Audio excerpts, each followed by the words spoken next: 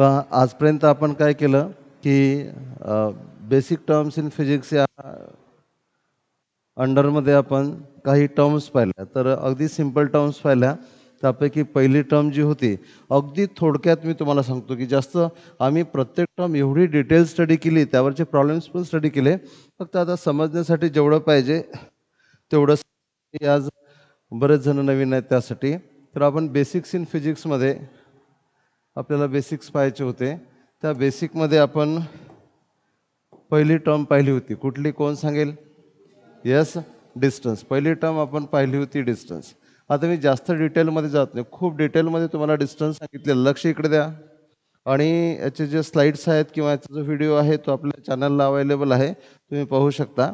बरोबर आहे. तर पहिली टर्म, लक्ष इकडे माझ्याकडे, पहिली टर्म जी आहे ती आपण पहिली डिस्टन्स. मला फक्त तुम्हाला डिस्टन्स म्हणजे काय एवढं क्लिअर करायचं आहे. समजा एखादा ऑब्जेक्ट एका पॉईंटपासून, लक्ष माझ्याकडे पूर्ण पाहिजे, एखादा ऑब्जेक्ट एका पॉईंटपासून दुसऱ्या पॉईंटपर्यंत मूव्ह होत आहे. सुरुवातीला समजा ते ऑब्जेक्ट ए पॉईंटला आहे, ते या कॉर पाथवरून किंवा कुठल्याही पाथवरून दुसऱ्या बी पॉईंटला पोहोचलं, तर हा जो पाथ आहे या पाथची जेवढी काही लेंथ असेल, that length is called as distance. So distance is nothing but path length. जो काही ॲक्च्युअल पाथ आहे पार्टिकलचा, त्या पाथची जी लेंथ आहे, that length is called as distance. Okay, याच्यामध्ये काही डाऊट नाही आहे. बरं, न समजण्याजोगतंही काही नाही आहे. पण समजायला आणखी बरंचसं काही आहे की 2, 3, 10 पिरियड यावर घेतले तर ते कमी पडतील, एवढे न्यूमेरिकल प्रॉब्लेम यावर बनवता येतात. ओके, दुसरं आपल्याला दुसरी टर्म पाहायची होती. कुठली? Yes, very good. कुठली दुसरी टर्म? डिस्प्लेसमेंट. डिस्प्लेसमेंटमध्ये आपण काय केलं होतं की ही झाली स्टार्टिंग पोझिशन, इनिशियल पोझिशन. ही असेल फायनल पोझिशन. आपण इनिशियल पोझिशनपासून फायनल पोझिशनपर्यंत एक शॉर्टेस्ट पाथ काढला. काय? शॉर्टेस्ट पाथ किंवा स्ट्रेट लाईन पाथ. दोघांचं मिनिंग एकच आहे. स्ट्रेट लाईन जो असतो तो शॉर्टेस्ट असतो, बरोबर आहे. शॉर्टेस्ट पाथ आपण काढला आणि ह्या शॉर्टेस्ट पाथला किंवा स्ट्रेट लाईन पाथला, बरोबर आहे, स्ट्रेट लाईन पाथ म्हणू शकता किंवा स्ट्रेट लाईन जी आहे that is called as displacement. याला म्हटलं आपण डिस्प्लेसमेंट, पण याला डायरेक्शन असते डिस्प्लेसमेंटला, इनिशियल टू फायनल. ओके, झालं डिस्प्लेसमेंट. नंतर आपण एक टर्म घेतली होती, ती होती स्पीड. ओके, आणि स्पीड जर तुम्हाला काढायचं आहे तर जेवढं काही डिस्टन्स कवर झालं असेल त्या डिस्टन्सला जर तुम्ही टाईमनी डिव्हाइड केलं तर तुम्हाला काय मिळते? Speed. So speed distance upon time V equal to तुम्हाला d/t असंही लिहिता येणार. ओके, त्यानंतर फोर्थ टर्म आपण पाहिली होती व्हेलॉसिटी. ओके, व्हेलॉसिटी पाहताना आपण काय केलं होतं की जेवढं काही डिस्प्लेसमेंट आहे, काय आहे? डिस्प्लेसमेंट. त्या डिस्प्लेसमेंटला जर टाईमनी डिव्हाइड केलं तर तुम्हाला काय मिळते? व्हेलॉसिटी मिळते. इथे फरक समजून घ्या. स्पीडमध्ये अपॉन टाईम आहे आणि व्हेलॉसिटीमध्ये डिस्प्लेसमेंट अपॉन टाईम आहे. ओके, आणि यानंतर एक टर्म आपण पाहिली होती, ती होती मोमेंटम. कुठली टर्म होती? मोमेंटम. ओके, मोमेंटम ही टर्म जी आहे ती पीनी दाखवतात. मोमेंटम म्हणजे मास इंटू व्हेलॉसिटी. मासला जर व्हेलॉसिटीने मल्टिप्लाय केलं तर ही काय झाली? मोमेंटम. पाहिलं होतं आपण. सो बरेचसे मिनिंग होते मोमेंटमवर, आपण खूप वेळ बोललो होतो, बरोबर आहे. तुमच्यापैकी जे असतील त्यांना आठवत असेल की बुलेट हाताने मारून फेकली, बुलेट फायर्ड केली बंदूकमधून, बरोबर आहे. खूप मोठा डिफरन्स आहे. हे सगळं आपण स्टडी केलं होतं, ते आपण नंतर एखाद्या वेळेस घेऊ परत. पण सध्या फक्त आपल्याला रिव्हाइज करायचं. तर मोमेंटम म्हणजे काय असते? मास इंटू व्हेलॉसिटी, बरोबर आहे. तुम्ही MV असे लिहू शकता. तुम्हाला पूर्ण जर लिहायचं असेल तर तुम्ही मास मल्टिप्लाइड बाय व्हेलॉसिटी असे लिहू शकता. So mass multiplied by velocity is momentum. So P equal to काय लिहिलं होतं आपण? MV. सिक्स्थ टर्म आपण घेतली होती ॲक्सलरेशन. काय घेतली होती? ॲक्सलरेशन. ओके, आणि ॲक्सलरेशन पाहताना आपण फॉर्म्युला फक्त लिहू सध्या.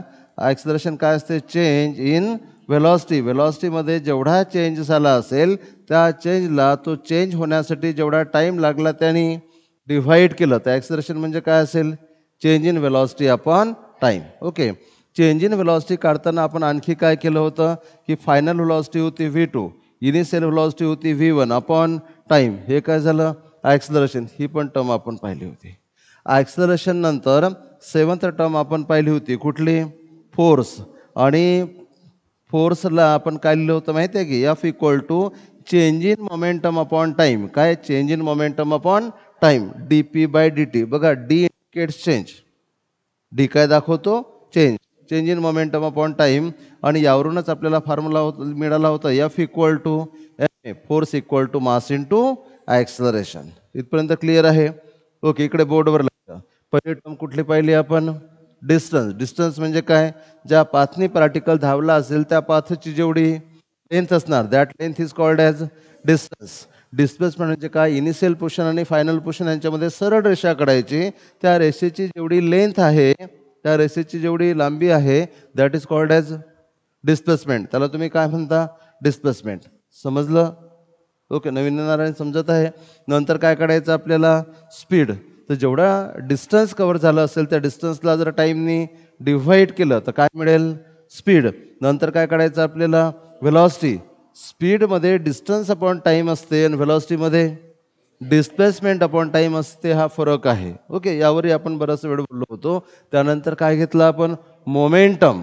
मोमेंटम काढताना एखादा पार्टिकल मोशनमध्ये आहे, त्या पार्टिकलच्या मासला त्याच्या व्हेलॉसिटीनी मल्टिप्लाय केलं तर you get momentum. So momentum equal to mass into velocity, P equal to M V. नंतर काय पाहिलं आपण? ॲक्सलरेशन. ओके, ॲक्सलरेशन म्हणजे काय असते? Change in velocity upon time. याचं मिनिंग आपण बरंच पाहिलं होतं, बरोबर आहे? बऱ्याच वेळावर आपण बोललो होतो. याच्या एक्झाम्पल्सवर आपण बोललो होतो. काही न्यूमेरिकल प्रॉब्लेम्सही आपण पाहिले होते. पण सध्या रिव्हिजन करायचे आहे. तर ॲक्सलरेशन म्हणजे काय? Change in velocity upon time. Okay, change in velocity कशी काढायची? फायनल व्हेलॉसिटीमधून इनिशियल व्हेलॉसिटी मायनस करायची. आपण लागला असेल तेवढा टाईम. पूर्ण लक्ष इकडे, 100% कॉन्सन्ट्रेशन इकडे द्यायचं. नंतर काय पाहिलं होतं आपण? फोर्स. फोर्स बरोबर काय लिहिलं होतं आपण? Change in momentum upon time. याला समजून घेण्याचा प्रयत्न करा. पी काय आहे? मोमेंटम. डी लावला त्याला, डी लावा किंवा डेल्टा लावा. म्हणजे चेंज लिहिताना डेल्टा पी लिहिलं तरी चेंज इन मोमेंटम आहे, डी पी लिहिलं तरी चेंज इन मोमेंटम आहे. सो डेल्टा आणि डी त्या क्वांटिटीमधला चेंज दाखवतो. ओके, म्हणून आपण याला काय लिहिलं? Change in momentum upon time. यालाच rate of change of momentum with respect to time पण म्हणतात. यापासूनच आपल्याला काय मिळालं होतं? F equal to M A, force equal to mass into acceleration. इथपर्यंत आपण पाहिलं होतं. ओके, समजलं इथपर्यंत? त्यानंतर आपण पाहिलं होतं वर्क. कालही आपण वर्कवरच आपला पिरियड झाला. याच्या अगोदरचा पिरियड आपला वर्कवर झाला आहे. पण आपण सध्या फक्त बेसिक घेऊ. किती नंबरची क्वांटिटी झाली? 7 नंबर झाले. तिथे 8 नंबर. काय पाहायचं आता आपल्याला? वर्क. ओके, आणि तुम्ही काल पाहिलं, आता कालच्या पिरियडला जे होते की त्यांना माहिती आहे की वर्क किती वेगवेगळ्या तऱ्हेनं एक्सप्रेस करता येते. ओके, पण आपण बेसिक घेऊ सध्या. तर वर्क काढायचं असेल, तुम्ही काय करणार? जेवढा काही फोर्स असेल त्याला डिस्प्लेसमेंटनी मल्टिप्लाय करता. Work equal to force into displacement. Okay, पण आता बऱ्याच जणांना माहिती आहे की work equal to force into displacement हा फॉर्म्युला नेहमी करेक्ट नसतो. त्याच्यामध्ये खूप साऱ्या केसेस आहेत. तुम्ही जर कालच्या पिरियडला प्रेझेंट असाल किंवा कालचा जर तुम्ही व्हिडिओ पाहिला आपल्या चॅनलला जाऊन, तर तुमच्या लक्षात येईल की work equal to force into displacement हे तर माहिती आहे ना तुम्हाला. आता work equal to force into displacement हे काही लिमिटेड कंडिशनमध्येच करेक्ट असते. अदर कंडिशनमध्ये तुम्हाला वेगळ्या फॉर्म्युला वापरायची गरज भासते. होत्या काल होत्या ना तुम्ही? नाही का? ओके, तर ते त्यावर आपल्याला डिटेल आणखी पाहता येईल. यानंतर बघा आपण ना वर्क नंतर एक टर्म पाहून घेऊ. कोण सांगेल पॉवर म्हणजे काय? आपल्याला काय पाहायचं आहे? पॉवर. कोण सांगेल पॉवर? पॉवर ऐकलं असेल तुम्ही. What is mean by power? Yes, बरोबर आहे. Work done per unit time. ऐका बरोबर, वर्क डन पर युनिट. पण काय होते माहिती आहे का? आपण ना ते थोडी बुकिश लँग्वेज वापरतो आणि त्यामुळे आपल्याला एवढं काही अंडरस्टँडिंग होत नाही है ना. आपण काहीतरी शब्द मारल्यासारखे, म्हणजे मारून फेकल्यासारखे असे करतो. मला असं एकदम फ्रँकली की यार याला वर्क म्हणतात. एकदम कोणालाही समज, ज्याचं सायन्स नाही आहे त्यालाही समजलं पाहिजे की वर्क काय असेल. एकदमच सिम्पल आहे. बघा, यांनी काय सांगितलं? यांनी सांगितलं तेच आहे, पण त्याचं मिनिंग एकदम सिम्पल वेनी कोण काढते बघू आपण. यांनी काय सांगितलं की पॉवर म्हणजे काय आहे? तर यांनी सांगितलं पॉवर म्हणजे आहे work done per unit time. आता मला सांगा, तुमचे पॅरेंट्स समजा आर्ट फॅकल्टीमधले आहेत किंवा त्यांना या सायन्समधलं काही माहिती नाही, ते म्हणतील work done per unit time म्हणजे काय बेटा? तर ह्याला कोण सांगेल की तुम्हाला घरी समजवायचं आहे की पॉवर काय आहे? बघा, त्यालाच अंडरस्टँडिंग म्हणतात. जी गोष्ट आपल्याला समजलीच नाही, आपण लिहून राहिलो, त्याला कसलं अंडरस्टँडिंग? बरं, याच्यामध्ये काहीच नाही आहे, काहीच नाही, काहीच नाही. मी जसं तुम्हाला एक्झाम्पल सांगेल. Yes, very good. वही हो गया ना, फिर वो बोलेंगे काम करने की एबिलिटी को पावर बोलते. ओके, जो जास्त काम करेल त्याचा पॉवर जास्त, जो कमी काम करेल त्याचा पॉवर कमी. ओके, ही एक डेफिनेशन ठीक आहे. दॅट इज कॉल्ड, हिने जी सांगितली ती कोणत्या तऱ्हेची डेफिनेशन? क्वालिटेटिव्ह. म्हणजे पॉवर नेमकं काय आहे हे हे जिथे एक्सप्लेन केलं जाते, दॅट इज क्वालिटेटिव्ह डेफिनेशन. काम करण्याची ज्याची पात्रता जास्त आहे त्याच्याकडे पॉवर जास्त आहे, काम करण्याची ज्याची पात्रता कमी आहे त्याच्याकडे पॉवर कमी आहे. तुम्ही छोटी मोटरसायकल घेतली, बरोबर आहे, की त्याच्याकडे पॉवर कमी असते. बुलेट घ्या, त्याच्याकडे पॉवर जास्त असते. ट्रककडे पॉवर आणखी जास्त असते. क्रेन ज्या असतात, JCB मशीन असतात, त्यांच्याकडे पॉवर आणखी जास्त असते. हेवी वर्क करू शकतात. पण आपल्याला ना एक समजवायचं आहे की पॉवर म्हणजे काय. घरी मी तुम्हाला एक एक्झाम्पल सांगतो. याचा अर्थ काय होतो माहिती आहे का? Work done per unit time. एका सेकंदात जेवढं वर्क होईल दॅट इज पॉवर. काय? एका सेकंदात जेवढं वर्क होईल दॅट इज पॉवर. मी तुम्हाला असं म्हटलं की तुम्ही काही कुठलं तरी वर्क केलं आणि ते वर्क झालं 10 जूल, आणि ते वर्क करायला टाईम जो लागला तो झाला 2 सेकंद. मला सांगा, 2 सेकंदात 10 जूल तर एका सेकंदात, हे जेवढं सोपं आहे पॉवरही तेवढा सोपं आहे. पॉवर म्हणजे काय? एका सेकंदात जेवढं वर्क होत असेल दॅट इज. हे तर समजेल का नाही? घरी तुम्ही सांगायचं तुम्हाला, तुम्ही म्हणाल बाबा एका सेकंदात जेवढं वर्क होईल दॅट इज पॉवर, आहे ना. एका मिनिटात जेवढं, समजा एका मिनिटात जेवढं वर्क झालं असेल, एका मिनिटात वर्क झालं असेल 1000 जूल. पण तुम्हाला पाहिजे एका सेकंदात. एका मिनिटात म्हणजे किती सेकंद? 60 सेकंद. मग 60 सेकंदात जर एवढं झालं तर एका सेकंदात कसं कळाल? 60ने डिव्हाइड कराल, बरोबर आहे. 1000/60 म्हणजे तुम्ही वर्कला टाईम डिव्हाइड कराल. हाच काय झाला फॉर्म्युला. इथे तेच केलं ना तुम्ही. एका सेकंदात तुम्हाला जेवढं वर्क करता येणार दॅट इज कॉल्ड पॉवर. एका सेकंदात जेवढं वर्क करता येणार तो काय झाला? पॉवर झाला. मग इथे जर तुम्हाला पॉवर लागत असेल तर तुम्ही काय केलं? 10ला 2नी डिव्हाइड केलं. 10ला 2नी म्हणजे वर्कला टाईमनी डिव्हाइड केलं होतं. मग पॉवरचा फॉर्म्युला काय झाला? Work upon time. समजलं का? अरे समजलं का? तो पॉवर काय असेल? एका सेकंदात जेवढं वर्क होईल दॅट इज पॉवर. पण डेफिनेशनमध्ये काय असते? एक सेकंद तुम्हाला काय वापरायचं असते? Unit time. मग एका सेकंदात जेवढं वर्क होईल तोही पॉवरच आहे. एका मिनिटमध्ये जेवढं वर्क होईल तोही पॉवरच आहे. एका तासात जेवढं वर्क होईल तोही पॉवरच आहे. तो कधी तुम्ही पर मिनिट मोजू शकता, कधी तुम्ही पर आवर मोजू शकता, कधी तुम्ही पर सेकंड डे मोजू शकता, काही. पण त्याला काय म्हणतात? Unit time. बेस्ट एक्झाम्पल आहे 1 सेकंड. समजलं का? बेस्ट वे तुम्हाला काय सांगता येईल? What ever may be the work done in 1 second is called power. तुम्ही बघा, मन ओताल तर सहज लक्षात राहील, बरोबर आहे. डोक्यात ना दुसरा विचार नाही आला पाहिजे. ज्यावेळेस आम्ही शिकवत आहे तुमच्या डोक्यात दुसरा विचार नाही आला पाहिजे. दुसरा विचार डोक्यात आला गडबड होऊन जाईल. समजलं का? सो पॉवर काय आहे? Work upon time. ओके. आणि काम करायची ॲबिलिटी जी आहे ती सुद्धा पॉवर आहे. पण आपण फक्त फॉर्म्युले पाहून राहिलो इथे. इथे पॉवर P इक्वल टू काय असणार? Work upon time. पॉवर आहे वर्क अपॉन टाईम. समजलं का तुम्हाला इथपर्यंत? काही प्रॉब्लेम? 10th टर्म आपण घेऊ प्रेशर. कोण सांगेल प्रेशर काय आहे? प्रेशर. यस.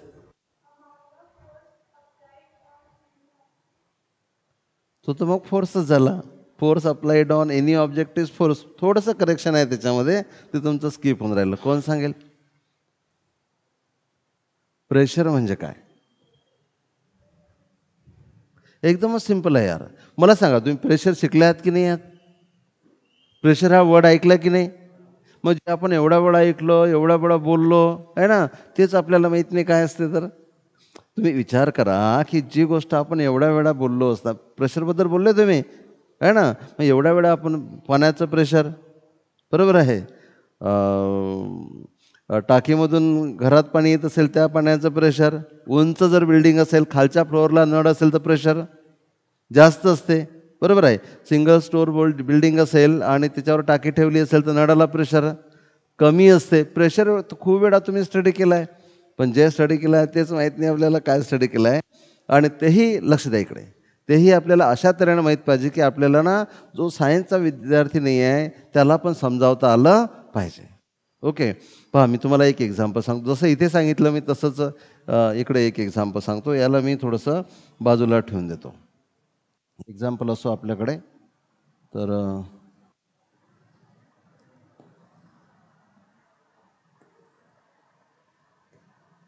हे समजण्यासाठी राहू द्या इकडे. ओके, आता काय सांगायचं मला तुम्हाला, प्रेशर सांगायचं. इकडे बघा, लक्ष द्या, केअरफुली लक्ष द्या. समजा हा एक ब्लॉक आहे, मला तुम्हाला एक्सप्रेस करायचं आहे प्रेशर.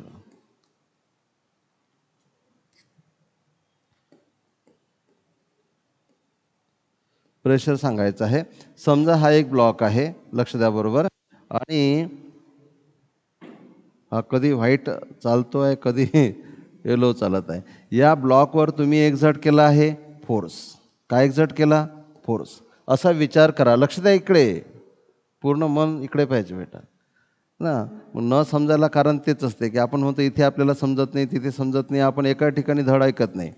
आणि हा एक ब्लॉक आहे, त्यावर तुम्ही काय एक्झर्ट केला?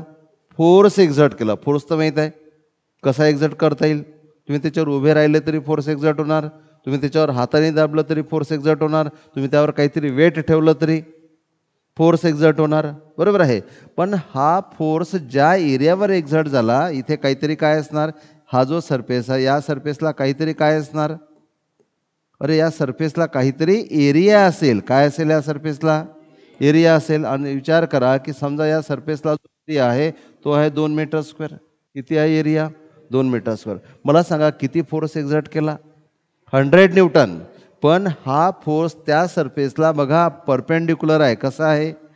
परपेंडिक्युलर, बरोबर आहे. आणि तो एरिया किती आहे?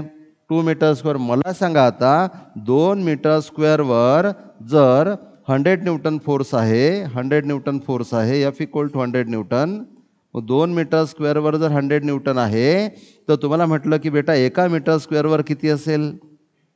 50 न्यूटन. एका मीटर स्क्वेअरवर जेवढा फोर्स असेल त्यालाच काय म्हणतात? प्रेशर. किती सिंपल आहे यार.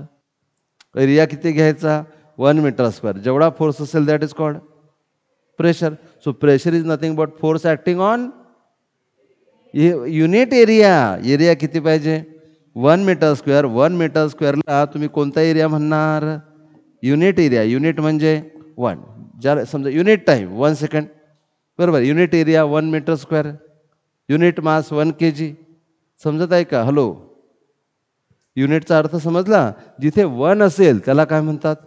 युनिट. हे युनिट बऱ्याचदा काय असते की तुम्हाला हे माहीतच नसते युनिट काय असते. लक्ष द्या, तुम्हाला म्हटलं की लक्ष द्या, तुम्हाला म्हटलं युनिट लेंथ, बरोबर समजून घ्या. तुम्हाला काय म्हटलं? Unit length. युनिट लेंथचं एक्झाम्पल काय घेणार?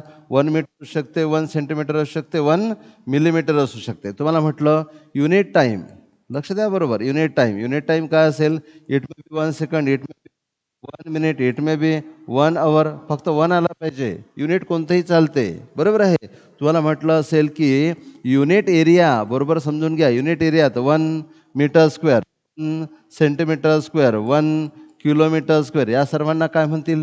Unit area. तुम्हाला म्हटलं असेल, हे कुठून आलं आता, तर तुम्हाला म्हटलं असेल की युनिट मास,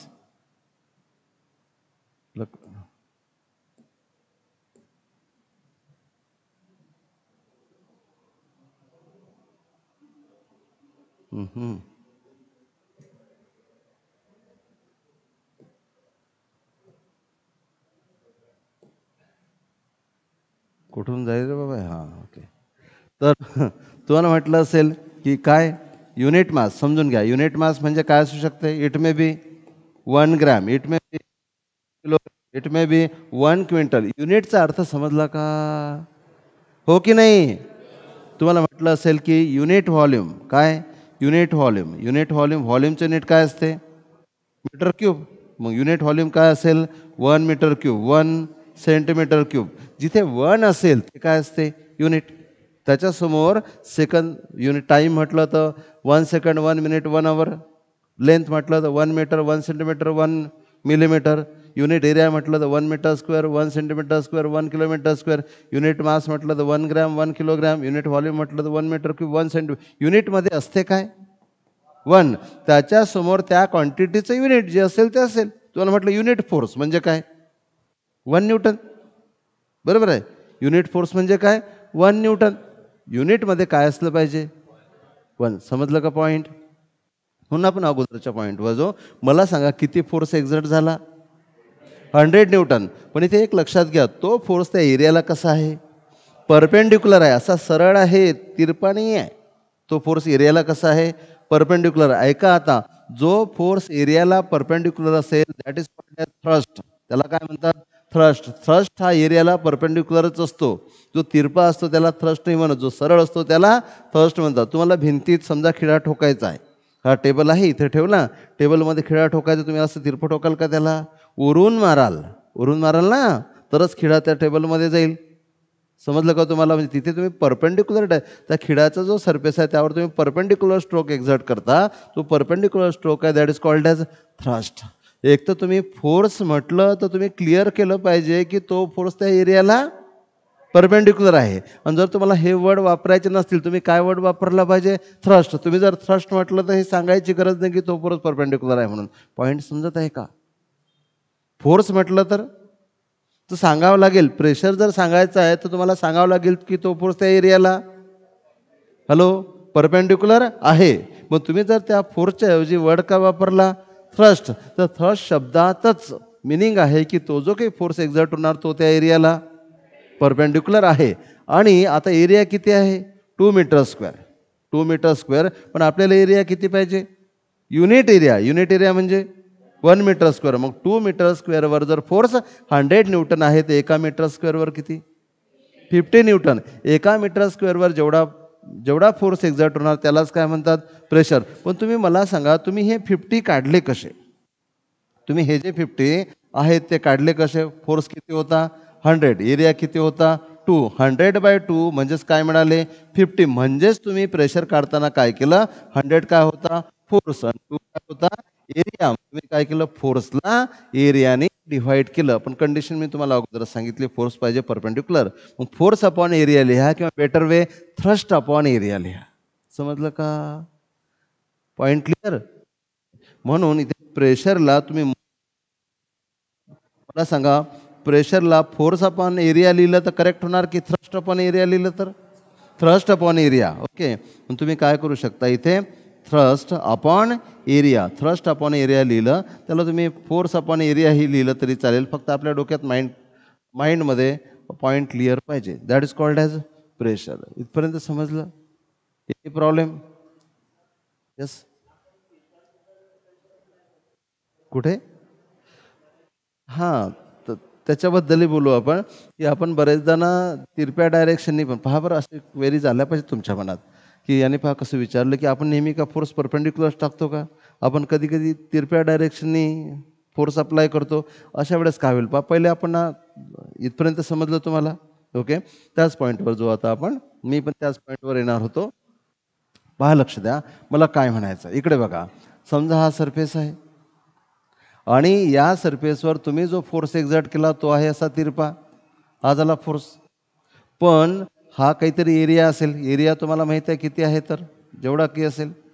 बरोबर आहे. इथे हा जो काढला याला काय असेल? काहीतरी. सरफेसला काय असतो? एरिया. हा काय अप्लाय केला? फोर्स. सर्व ठिकाणी एका ठिकाणी असं असेल. आता आपल्याला काय काढायचं आहे? प्रेशर. पण प्रेशर काढण्यासाठी आपल्याला फोर्स कसा पाहिजे? एरियाला परपेंडिक्युलर. असं आता बघा, ही टर्म तुमच्यासाठी नवीन आहे. त्यासाठी काय करतात, की जर या डायरेक्शनने एफ आहे तर जर त्या एफचा व्हर्टिकल डायरेक्शननी जेवढा इफेक्ट होईल तो इफेक्ट घेतात, त्याला म्हणतात एफचा कंपोनंट. आणि जर हा अँगल थिटा असेल तर हा कंपोनंट असतो एफ कॉस थिटा. आता हा कसा आला हे आपल्याला सांगता येईल. पण पहिले एवढं तुम्ही समजून घ्या, की समजा तुम्ही एखादा फोर्स अप्लाय केला, तो फोर्स या डायरेक्शनने आहे. मग जर तुम्ही हा जो फोर्स आहे याचा व्हर्टिकल डायरेक्शननी इम्पॅक्ट किती होऊन राहिला, तुम्ही तो फोर्स अप्लाय केला तिरपा, पण त्या तिरप्या फोर्समुळे उभ्या डायरेक्शननी किती फरक पडून राहिला. मग तो जो फरक पडत असेल, इथे इथे तुम्ही फोर्स अप्लाय केला, पण त्या फोर्समुळे उभ्या डायरेक्शननी जेवढा इम्पॅक्ट होत असेल त्याला म्हणतात त्या फोर्सचा व्हर्टिकल कंपोनंट. आणि हा जर फोर्स एफ असेल, हा जर अँगल थिटा असेल, तर हा कंपोनंट असतो किती, एफ इंटू कॉस थिटा. मला सांगा आता एफ या एरियाला परपेंडिक्युलर नाही आहे, पण त्याचा जो तुम्ही कंपोनंट घेतला ज्याला तुम्ही एफ कॉस थिटा म्हटलं, हा कंपोनंट मात्र एफ कॉस थिटा हा एरियाला कसा आहे, परपेंडिक्युलर आहे. अशा केसमध्ये प्रेशर काढताना तो जो एफ कॉस थिटा आहे त्याला एरियाने डिव्हाइड करतात. परत काय घेतला तुम्ही, असा फोर्स घेतला जो एरियाला अगेन परपेंडिक्युलर आहे. समजलं का? पण ज्या वेळेस तुम्ही तिरपा फोर्स अप्लाय कराल, जो फोर्स एरियाला परपेंडिक्युलर नसेल, त्यावेळेस तुम्ही असं काही टेक्निक वापराल. समजलं? पण मला वाटतं सध्या आपण ह्या पॉईंटला मागे ठेवू, कारण की आज मला काही फक्त युनिटवर पॉईंट क्लिअर करायचे आहेत. इथपर्यंत समजलं का तुम्हाला? आता पहा काय होते, जनरली विद्यार्थ्यांना युनिट लर्न करतात. युनिट माहिती आहे तुम्हाला, ज्याच्यामध्ये आपण मोजतो, लेंथ मोजायची असेल, डिस्टन्स मोजायचं असेल, वेलॉसिटी मोजायची असेल, युनिट विद्यार्थी काय करतात, लर्न करतात. तुम्हाला युनिट लर्न करायची गरज नाही. जर तुम्हाला हॅलो बेटा फॉर्म्युला जर माहिती असेल, काय फॉर्म्युला माहिती असेल तर युनिट लर्न करायची गरज नाही, फॉर्म्युल्यावरूनच युनिट काढता येते. ओके, आणि सर्व युनिट काढता आले पाहिजेत, तुम्हाला सांगता आले पाहिजेत. ओके, कारण की आजचा पिरियड थोडासा रिव्हिजन टाईप आहे. आपले जे अगोदरचे विद्यार्थी आहेत त्यांना तर बिलकुल डेफिनेटली सांगता यायला पाहिजे. ओके, तर पहा आपल्याला काय स्टडी करायचे आहेत, युनिट स्टडी करायचे. युनिट म्हणजे ज्याच्यामध्ये आपण एखाद्या क्वांटिटीला मोजतो त्याला काय म्हणतात, युनिट. इकडे पहा बोर्डवर युनिट स्टडी करायचे आहेत. पहिली गोष्ट आहे किंवा पहिली क्वांटिटी आहे डिस्टन्स असेल किंवा डिस्प्लेसमेंट असेल. डिस्टन्स आणि डिस्प्लेसमेंट यांचे युनिट्स कोणाकोणाला सांगता येतील, सांगा बरं कोणकोणते युनिट आहेत. डिस्टन्स डिस्प्लेसमेंट कशात बघा, कोणती गोष्ट ना सहज वाटायला पाहिजे. काय मोजायचं आहे, काय मोजायचं आहे, डिस्टन्स. मला सांगा कित्येक वेळा डिस्टन्स मोजलं असणार तुम्ही, पेनची लेंथ मोजली असणार, वहीची लेंथ मोजली असणार, कारण तुमच्याकडे वही असते, स्केलही असते, कधी तर मोजून काढलं असेल. मग डिस्टन्स कशामध्ये मोजतात,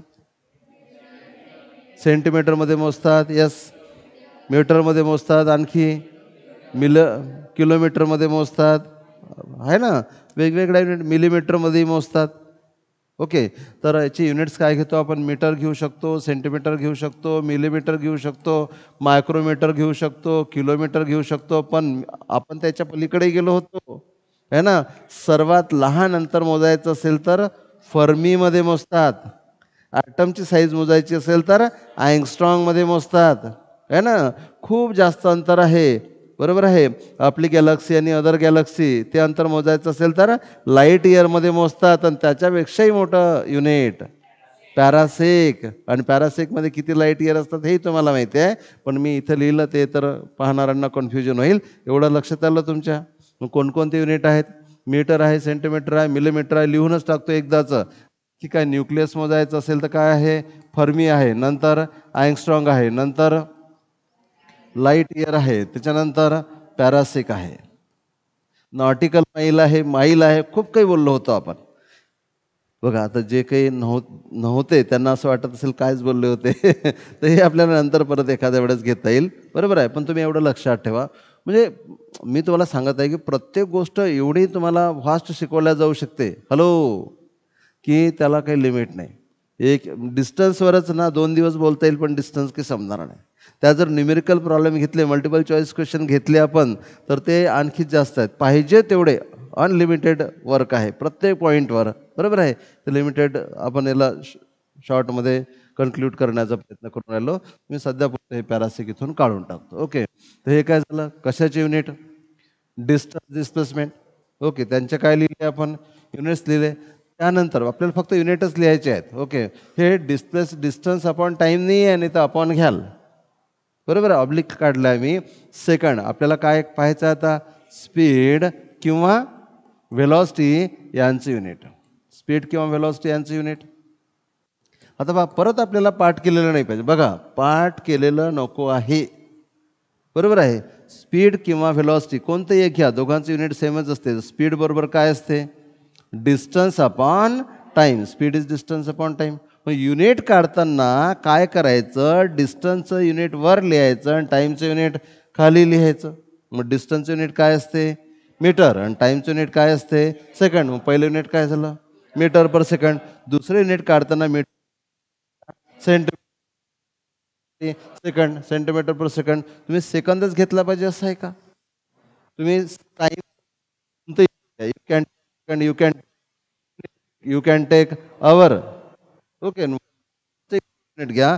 आणखी कोणतं युनिट सांगता येणार? डिस्टन्सचं किलोमीटर. आणि टाईमचं युनिट काय सांगता येणार? अवर.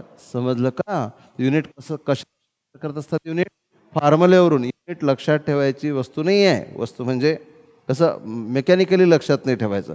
काही काही मग प्रॅक्टिसने लक्षातही राहतात, पण त्याचं ओरिजिन आपल्याला माहिती असलं पाहिजे. ओके, म्हणून कोणतंही युनिट कोणतंही युनिट कशावरून तयार करतात? फॉर्म्युल्यावरून तयार करतात. फॉर्म्युला डोळ्यासमोर घ्यायचं, लिहायची गरज नाही. वरतं जी क्वांटिटी आहे त्याचं युनिट वर लिहायचं. इकडे माझ्याकडे बघायचं. पोस्टर नंतर आपला फोटो लागला पाहिजे तिथे. टाईमचं जे युनिट आहे ते खाली लिहायचं. कळलं का? म्हणून याचं युनिट काय होणार बघा. आता मी हे डोळ्यासमोर ठेवलं आणि युनिट आपण डायरेक्टली लिहून राहिलो. मग युनिट काय होतील? वेलॉसिटीचे मीटर पर सेकंड, नंतर सेंटीमीटर पर सेकंड, आणि दुसरं काय घेतलं होतं? किलोमीटर पर आवर. एक रिलेशनही पाहिलं होतं आपण मीटर पर सेकंड आणि किलोमीटर पर आवर मधलं. कोण सांगेल? डायरेक्टलीच लिहू आपण इथे. किलोमीटर पर आवर आणि मीटर पर सेकंड मधलं रिलेशन मी स्टडी केलं होतं. 5/18 म्हणजे काय बघा. तेही एक मिनिट, तेही ना पाठ करायची गरज नाही. पहा मी काय म्हणत आहे. किलोमीटर पर आवर है ना. किलोचा अर्थ काय होतो? 1000. Kilometre 1000 metre. Kilogram 1000 gram. बरोबर आहे. मग किलोचा अर्थ काय झाला? 1000. मी इथं लिहिले 1000. मग किलो 1000 झाला. इथं काय राहिले? मीटर. खाली काय आहेत? अवर. अवरचे करायचे second. 1 hour equal to 60 minute equal to 60 into 1 minute म्हणजे 60 सेकंड. समजलं का? म्हणजे जिथे आवर आहे तिथे काय लिहिणार? 60 इंटू 60 सेकंड. कळत आहे? थोडंसं रिलॅक्स आणि चांगल्या तऱ्हेनं बसा. ऐकण्याच्या दृष्टीने जसं बसतो ना आपण तसं. ओके, तर इथे बघा काय लिहिलं आपण? 60 इंटू 60. हे काय झाले? सेकंड. 0 0 कॅन्सल. ओके, आणि याच्या अर्धे किती होतील? 3. याच्या अर्धे किती होतील? 5. म्हणून काय झालं? 1 kilometre per hour equal to वरती किती राहिले? 5. 6 3 18 मीटर पर सेकंड. मग हे रिलेशन आपल्याला माहिती पाहिजे की 1 kilometre per hour equal to 5/18 metre per second. किती सिंपल आहे है ना. हे पाठ असते, कसाला माहीत नसते. एकदम सिंपल गोष्टी आहेत, आपल्याला समजल्या पाहिजेत. तर हे एक युनिट झालं. कशाचं युनिट पाहिलं आपण? स्पीड आणि वेलॉसिटीचं युनिट सेमच असते. ओके, आणि स्पीड आणि व्हेलॉसिटी ह्यानंतर थर्ड क्वांटिटी कुठली घेतली होती आपण? मोमेंटम. कुठली क्वांटिटी घेतली होती बोला? मोमेंटम. मोमेंटम. आता बघा फॉर्म्युला जर लिहिला, मोमेंटमचा फॉर्म्युला काय होता? P equal to mv. आता लिहायची युनिट मला सांगा. एम काय आहे? मास. मासचं युनिट kg, किलोग्रॅम. व्ही काय आहे? वेलॉसिटी. वेलॉसिटीचं युनिट मीटर पर सेकंड. म्हणून युनिट काय होणार? एमचं किलोग्रॅम, व्हीचं मीटर पर सेकंड. पाठ करायची गरज नाही. पाठ करायचंच नाही आपल्याला. लक्षात काय ठेवायचं आहे? टर्म्स लक्षात ठेवायचं. म्हणून या बेसिक टर्म्स फिजिक्समध्ये अत्यंत महत्त्वाच्या आहेत. टर्म तुमच्या लक्षात राहिले की युनिट तुम्हाला सहज काढता येणार. समजत आहे? पॉईंट क्लिअर आहे सर्वांना? मागे इकडे कुठली टर्म आहे? मोमेंटम. मोमेंटम म्हणजे मास कशामध्ये मोजतात? kg मध्ये. व्ही काय आहे? वेलॉसिटी. वेलॉसिटीचं युनिट काय आहे? Metre per second. म्हणून मासचं युनिट kg लिहिलं, वेलॉसिटीचं युनिट मीटर पर सेकंड लिहिलं. हेच कोणाचं युनिट झालं? मोमेंटमचं. मग हे एकच युनिट असेल का? दुसरं युनिट लिहायचं झाल्यास तुम्ही काय करू शकता? किलोग्रामच्या जागी ग्रॅम, मीटरच्या जागी सेंटीमीटर, सेकंद तसेच लिहा. ओके, कोणतंही युनिट लिहिता येणार. फक्त पहिलं युनिट कोणाचं लिहायचं? मासचं. नंतर त्याला युनिट कोणाचं लिहायचं? वेलॉसिटीचं. समजते का? समजा कोणी लिहिलं की हे मासचं युनिट लिहिलं क्विंटल, मग चुकलं का? क्विंटल लिहिलं तर आहे ना क्विंटलमध्ये. ग्रॅम लिहा, मिलीग्रॅम लिहा, क्विंटल लिहा, टन लिहा, काही लिहा. वेलॉसिटीचं युनिट लिहिलं किलोमीटर पर अवर. तुम्हाला म्हणतील हे कशाचं युनिट आहे? तुम्ही म्हणाल हे तर ऐकलंच नाही. जनरली तुम्ही काय म्हणणार? हे तर ऐकलंच नाही. मग तुम्हाला समजलं पाहिजे यार, क्विंटल काय आहे? मास. किलोमीटर पर सेकंड काय आहे? व्हेलॉसिटी. सो MV म्हणजे काय झालं? मोमेंटम. तुम्हाला सरळच थोडं विचारतील की मोमेंटमचं युनिट सांगा. तुम्हाला म्हणतील सांगा युनिट कोणाचं आहे? मला हे तर ऐकलंच नाही. कळलं का? विचार बरोबर करता यायला जे इथे जेही असेल, क्विंटल असेल, टन असेल, ग्रॅम असेल, मिलीग्रॅम असेल, हे कशाचं युनिट आहे? मासचं. आणि इथे किलोमीटर पर असेल, मीटर पर सेकंड असेल, सेंटीमीटर पर सेकंड असेल, हे कशाचं युनिट आहे? व्हेलॉसिटीचं. मास इंटू व्हेलॉसिटी काय असते? मोमेंटम. ओळखता आलं पाहिजे. समजलं का? सरळही जाता आलं पाहिजे आणि उलटही येता आलं पाहिजे, रिव्हर्सही येता आलं पाहिजे. अभिमन्यूने झाला पाहिजे आपला. अभिमन्यू माहिती आहे ना तुम्हाला? त्याला फक्त जाता आलं, उलटं नाही येता आलं. बरोबर आहे. फिजिक्समध्ये स्टडी करताना सरळ डायरेक्शनने स्टडी करायचं, उलट्या काय क्वेश्चन विचारतील काही सांगता येत नाही. नाही तर मग तुम्ही पोपटपंचीसारखे रटून राहिले. विचार करायला शिका. रटायची गरज भासली नाही पाहिजे. कळलं का? ओके. ह्या बेसिक टर्म्स तुम्हाला माहीत असल्या पाहिजेत. तर कशाचं युनिट पाहिलं आता? कशाचं युनिट पाहिलं? मोमेंटमचं. पाठ कराल? नाही, काय कराल? लक्षात ठेवणे म्हणजे पाठ करणे नाही का?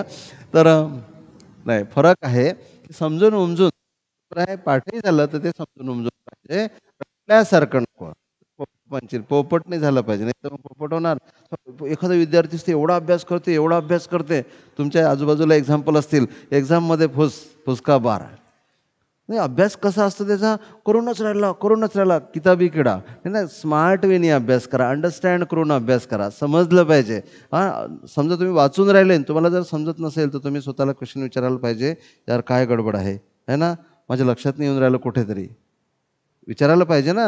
हे विचारल्याशिवाय काही अर्थ नाही. कळलं का? तर कशाचं युनिट पाहिलं? पण तुम्ही थांबा थोडं वेळ. कशाचं युनिट पाहिलं? मोमेंटमचं. मोमेंटम नंतर फोर्थ टर्म होती ॲक्सिलरेशन. फोर्थ टर्म काय होती? ॲक्सिलरेशन. आता लक्ष द्या, पहिले लिहितो मी फॉर्म्युला. ऐका इकडे. ॲक्सिलरेशनचा फॉर्म्युला काय होता? Change in velocity upon time. आता लिहायचं तुम्ही युनिट. आता बघा, वेलॉसिटीचं युनिट काय असते? Metre per second. आणि टाईमचं युनिट काय आहे? सेकंड. काही जण सेकंड कॅन्सल करतील का? नाही, हाही सेकंड खालीच आहे. त्यामुळे युनिट काय येणार आहे? Metre per second square.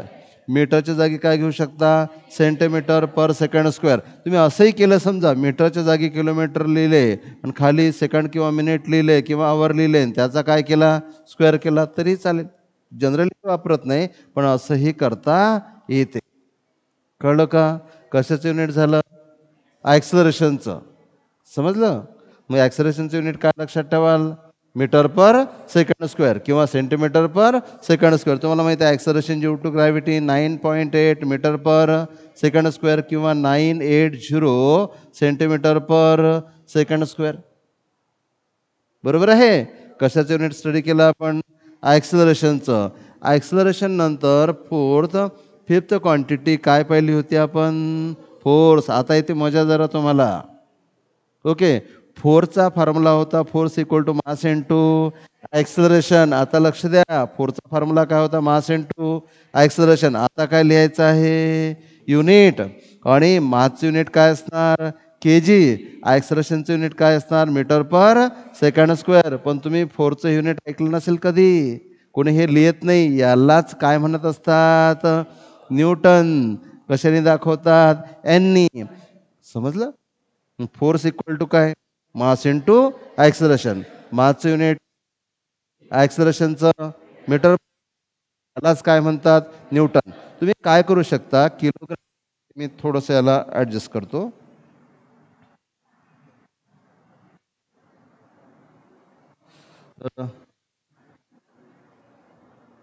तुम्ही काय करू शकता? किलोग्रॅमच्या जागी ग्रॅम घेऊ शकता, मीटरच्या जागी सेंटीमीटर, सेकंड स्क्वेअर. तसेच यालाच काय म्हणतात? डाईन. आणि ओके डाईन डाईनच दाखवतात. या दोघांमधलं रिलेशनही आपण काढलं होतं, ते मी तुम्हाला नंतर काढून दाखवेल. रिलेशन असते 1 न्यूटन इक्वल टू कोण सांगेल 10⁵. Very good. Newton equal to 10⁵ dyne. This is the relation between newton and dyne. इथपर्यंत समजलं तुम्हाला? ओके, तर यालाच मी थोडं बारीक करतो आणि एक घ्यायचं आता आपल्याला, नंतर मी तुम्हाला ब्रेक देईल. तर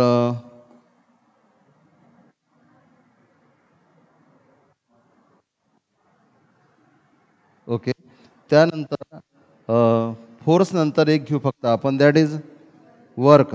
6 नंबर वर्क. आपण काय स्टडी करून राहिलो? युनिट्स. वर्कचा फॉर्म्युला कोणताही घेतला तरी चालेल, फोर्स इंटू डिस्प्लेसमेंट. आता ऐका, वर्कचा फॉर्म्युला फोर्स इंटू डिस्प्लेसमेंट. यालाच कसं लिहिता येते बघा, फोर्सला काय लिहिता येणार, mass into acceleration into displacement. समजते? Work equal to force into displacement ना.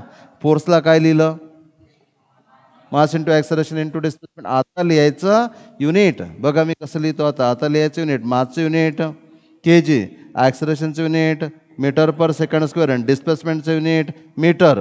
म्हणजेच युनिट काय झालं, K G metre square per second square. यालाच म्हणतात जूल. काय म्हणतात यालाच म्हणतात जूल. दाखवतात jenny.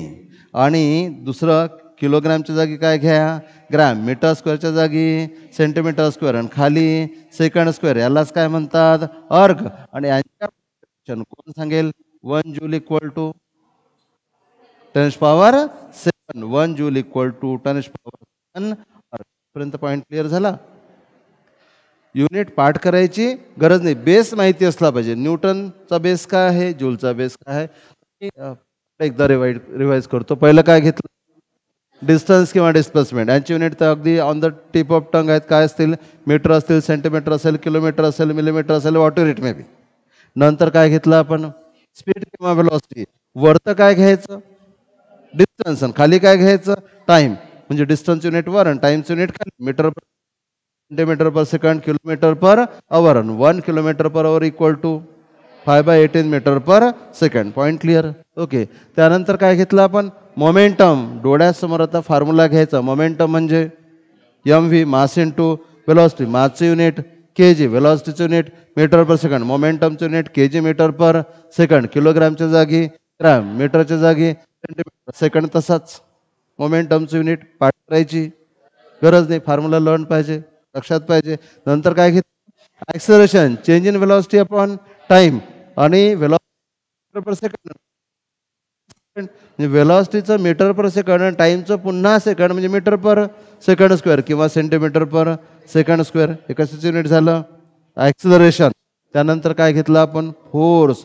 फोर्सचा formula F equal to mass into acceleration M A. मासचं युनिट के जी, ॲक्सलरेशनचं metre per second square K G metre per second स्क्वेअरलाच काय म्हणतात, न्यूटन. तुम्हाला म्हटलं न्यूटन म्हणजे बेसिकली काय असते, तर हे तर तुम्हाला आठवणार नाही. तुम्ही काय आठवायचा फॉर्म्युला. इकडे लक्ष बेटा, काय आठवायचा फॉर्म्युला, एम ए. एमच्या जागी लिहायचं के जी, एच्या जागी लिहायचं मीटर पर सेकंड. पण यालाच काय म्हणतात, न्यूटन. आता किलोग्रामच्या जागी सेकंड स्क्वेअर तसाच दिला, यालाच काय म्हणतात डाईन. समजलं? आणि 1 न्यूटन इक्वल टू 10⁵ डाईन. हे कसे आले होते ते सांगितलं होतं अगोदरही, नंतरही सांगेल, आणि ते व्हिडिओमध्ये पण आहे, तुम्ही पाहू शकता. ओके. नंतर पहा काय केलं, काय घेतलं, वर्क. वर्क म्हणजे फोर्स इंटू डिस्प्लेसमेंट. फोर्सला काय लिहिलं, M A. Force equal to mass into acceleration. Displacement तसंच लिहिलं. मला सांगा, मासचं युनिट काय झालं, के जी. ॲक्सलरेशनचं मीटर पर सेकंड स्क्वेअर आणि डिस्प्लेसमेंटचं मीटर. म्हणजे K G metre into metre square. So K G metre square per second square. यालाच काय म्हणतात, जूल. ओके. जूल आणि न्यूटनमध्ये काय फरक आहे, न्यूटनमध्ये एकच मीटर आहे, जूलमध्ये त्या मीटरचा स्क्वेअर आहे, तेही माहीत असलं पाहिजे. इथं आपण लिहून तर काढलं पण गौरच नाही केलं त्यावर. ओके. आणि याला म्हणतात जूल. किलोग्रामच्या जागी ग्रॅम, मीटर स्क्वेअरच्या जागी मीटर स्क्वेअर, खाली सेकंड स्क्वेअर. यालाच काय म्हणतात, अर्ग. अर्ग सुद्धा कशाचं युनिट आहे, वर्कचंच युनिट आहे. आणि यांच्यामधलं relation 1 joule equal to 10⁻⁷ erg. समजलं? हे बेसिक आहे. ठीक आहे. आज जे नवीन आहे तुम्ही ना कंटिन्युटी ठेवा, तर तुम्हाला चांगल्या तऱ्हेने समजेल. ओके, रेकॉर्डिंग बंद करा तेवढी.